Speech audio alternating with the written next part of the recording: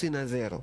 Na this year malengo yetu as a school ni kuondosha division 3 kuwa na division 1 na division 2 insha Allah, Mungu akitujalia wanazima. Kwa hiyo katika kipindi kifupi cha mwaka mmoja nimefanya vitu.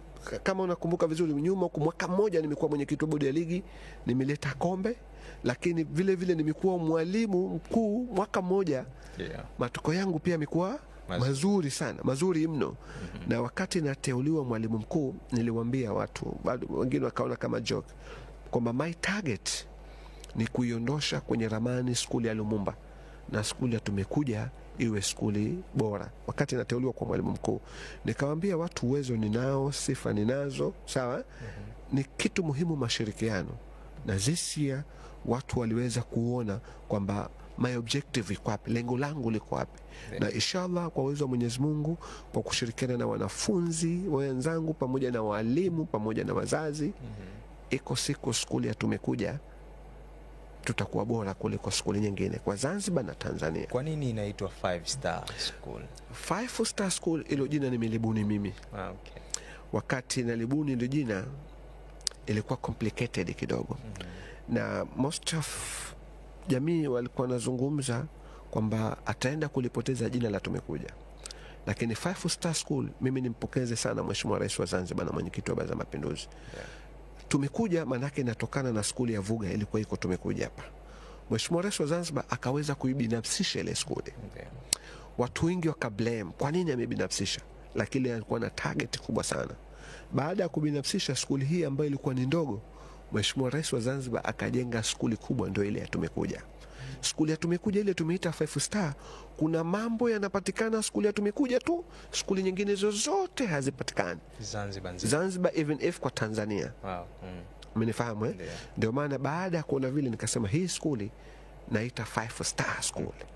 Nikaita na imekubalika. Skuli yetu sisi tuna smart class, kwa Kiswahili tunaita darasa janja. Darasa janja hilo maana yake unaweza kusoma wewe kuwepo Zanzibar, ukashirikiana na watu kutoka skuli mbalimbali ukasoma. Lakini mwalimu mmoja anaweza kusomesha madarasa 5 kwa wakati mmoja kutumia hiyo smart class. Ndio maana skuli ya Tumekuja sisi hatuna uhaba wa walimu, hatuna tatizo la walimu, kila kitu kinapatikana. Lakini la pili, skuli ya Tumekuja we have fingerprint. Pale hakuna mwalimu kuja akafanya registration kwa kutumia peni na mabuku. Pale unatia finger yako print, ambapo hapana udanganyifu. Mwalimu wakati wako unaokuja ndio utavojiandika. Skuli nyingine hamuna vitu makaswala kama haya. Lakini skuli yetu pia ni tuna CCTV camera. Kila sehemu tuna CCTV camera. Skuli nyingine hakuna maswala kama haya. Ndio maana tukaita 5-star school. Sawa, kwa sababu kuna mambo ambayo yanapatikana, ni skuli ya kismart. Na sasa hivi niko kwenye process, na inshallah within this year, pengine mwezi wa 5 mwezi wa 6, kuna process tunaitengeneza ambayo mzazi kuja skuli ni kutaka yeye mwenyewe tu kuja kumfuatilia, lakini tunaanzisha system maalum ambayo mzazi matokeo ya mwanawe atayaona nyumbani.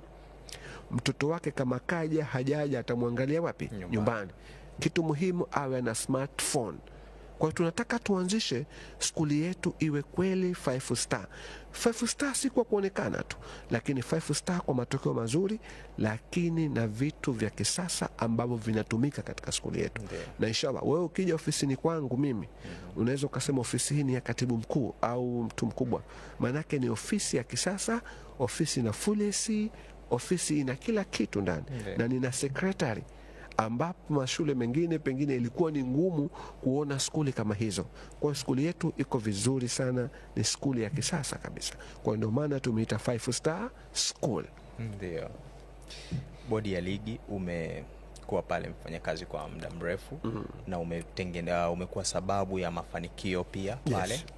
Lakini pia katika shule ya Tumekuja ukiwa mwalimu mkuu, umekuwa sababu ya mafanikio ya kubadilisha matokeo ya wanafunzi na kila kitu.